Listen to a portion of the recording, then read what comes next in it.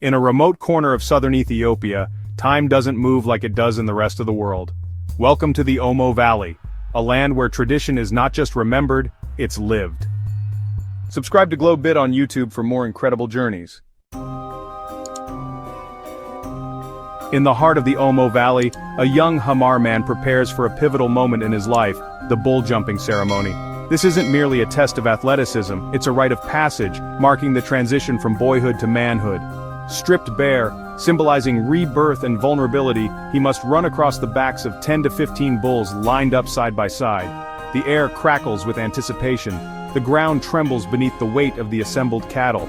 Relatives and friends gather, their chants and songs carrying a mixture of encouragement and anxiety. Failure brings shame, a setback in social standing that no young Hamar man wishes to endure. But success brings respect, admiration, and the right to marry and start a family. His heart pounds with a rhythm echoing the drums that urge him forward. He takes a deep breath, summons his courage, and makes his move.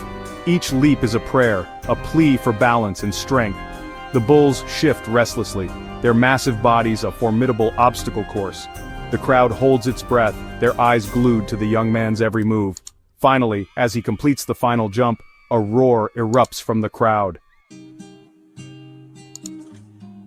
Few sights are as captivating and perhaps as initially confronting as the lip plates worn by the women of the Mursi and Suri tribes. These striking adornments, crafted from clay and often reaching impressive sizes, are far more than mere decorations.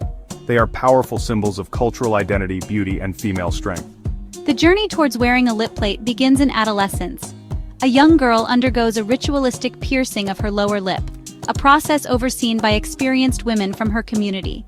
It marks her transition towards womanhood, a journey filled with tradition and expectation. Small wooden plugs are inserted into the pierced lip, gradually stretching the skin over time. As the girl matures, so too does the size of the plate she wears, a physical manifestation of her growing status within the tribe.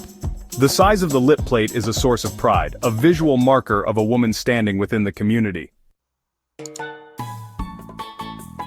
Imagine a living canvas, a human body transformed into a work of art. This is the daily reality for the Karo people, a tribe renowned for their elaborate body painting traditions. Using natural pigments like white chalk, ash, charcoal, and ochre, they create intricate patterns and designs that are as visually stunning as they are culturally significant. Every morning, the Karo people gather, their bodies becoming canvases for artistic expression. The application of the paint is a social activity, a time for sharing stories, laughter, and strengthening bonds within the community. The Karo's body painting is not merely decorative, it's a language, a way of communicating identity, status, and even intentions. Different patterns and colors hold specific meanings, conveying messages about clan affiliation, social standing, and readiness for various ceremonies. A warrior preparing for battle might adorn himself with fierce stripes of ochre, invoking the strength of a lion. Each stroke of paint tells a story, revealing a layer of cultural richness that runs deep within the Karo community. In the Omo Valley, stories are not just told, they are etched into the very skin of its people. Scarification, the practice of creating raised scars on the body, is a tradition practiced by several tribes, each with its own unique interpretations and significance. For some, scarification is a mark of bravery, a testament to courage displayed in the face of danger. A warrior who has killed an enemy in battle might receive a series of scars on his chest, each one a chilling reminder of his prowess and a badge of honor within his tribe. For others, scarification is a mark of beauty, a way of enhancing one's physical appearance according to cultural ideals. Intricate patterns of raised scars might adorn a woman's stomach, hips, or back, signifying her strength, fertility, and desirability as a partner. The process itself is often painful, involving the use of sharp blades or thorns to cut the skin in specific patterns. Despite the discomfort, those who undergo scarification do so willingly, understanding that they are partaking in a tradition that connects them to their ancestors. Every scar tells a story, whispering of trials endured, battles fought, and life milestones achieved. Deep within the Omo Valley, the Bodhi tribe practices a ritual as fascinating as it is unusual: the Kayel ceremony. Imagine a beauty contest where the goal is not to be slim and sculpted, but rather to become as large and imposing as possible. Months before the ceremony, selected young men embark on a rigorous regime of isolation and consumption. Their diet consists primarily of a mixture of cow's milk and blood, a high-fat concoction designed to promote rapid weight gain.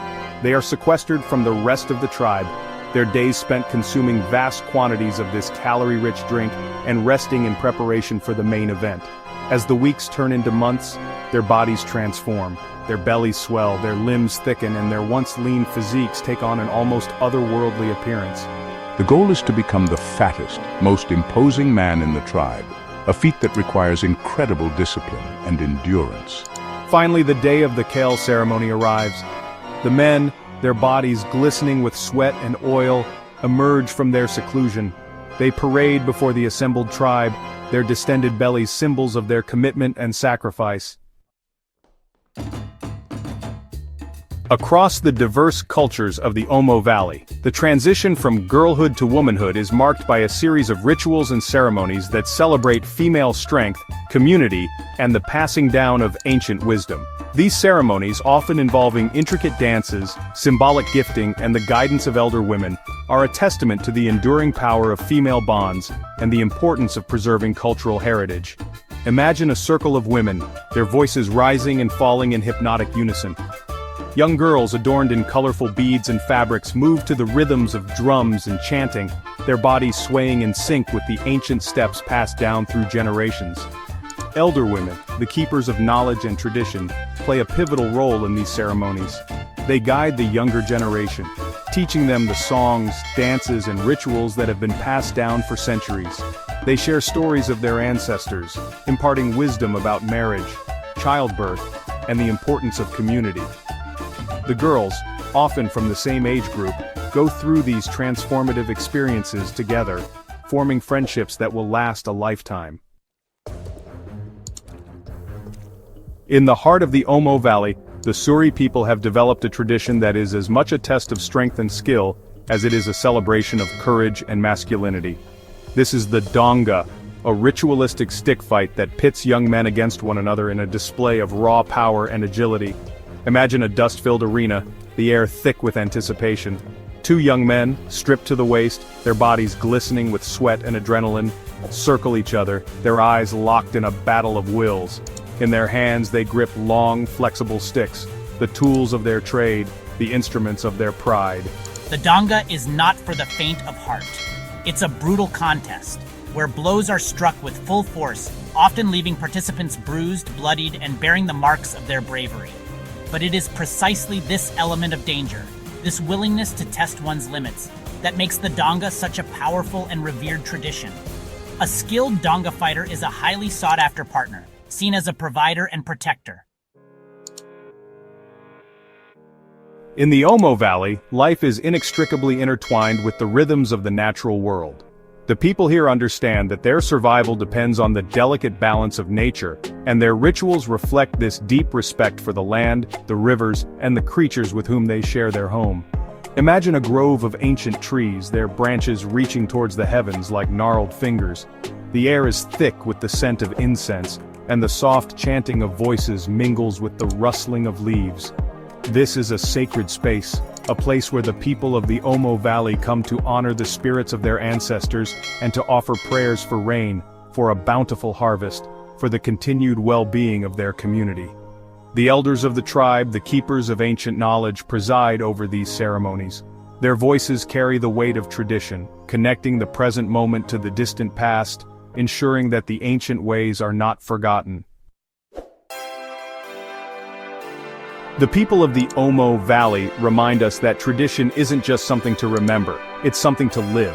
In their rituals we see echoes of our shared past. In their resilience we see the beating heart of humanity.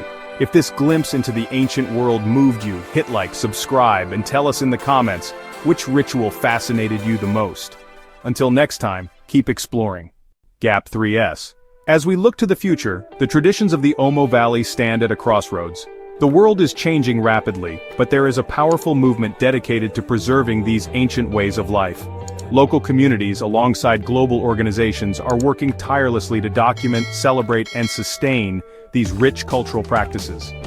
Efforts include educational programs that teach younger generations about their heritage, By embracing modern tools while honoring ancient wisdom, the people of the Omo Valley are ensuring that their traditions will not only survive but thrive.